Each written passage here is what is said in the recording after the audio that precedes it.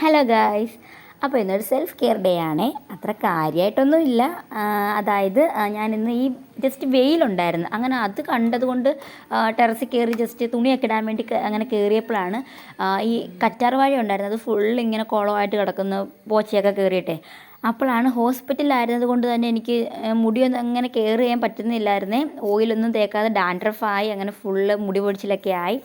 അങ്ങനെ അപ്പോഴാണ് കരുതി എന്നാൽ ഇത് രണ്ടെണ്ണം പിച്ച് നമുക്ക് തേക്കാം തലയിൽ. ചെമ്പരത്തിയും കൂടി ജസ്റ്റ് ആഡ് ചെയ്ത് അത് പേസ്റ്റ് ആക്കിയിട്ട് തലയിലൊന്ന് അപ്ലൈ ചെയ്യുകയാണെങ്കിൽ നല്ലതല്ലയോ.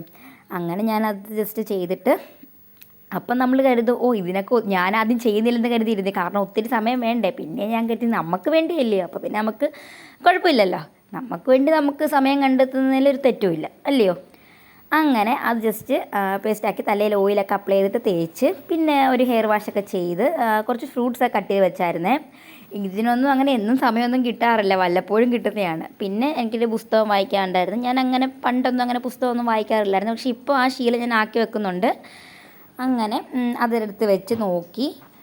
ഇതുപോലെ നമ്മൾ നമുക്ക് വേണ്ടി എന്തെങ്കിലുമൊക്കെ ചെയ്യണം, ഇല്ലെങ്കിൽ നാളെ ഒരു സമയത്ത് നമുക്കത് ഓർത്ത് എനിക്ക് വേണ്ടി ഒന്നും ചെയ്തില്ലല്ലോ അങ്ങനെ തോന്നരുത് കേട്ടോ. അപ്പോൾ ടാറ്റാ.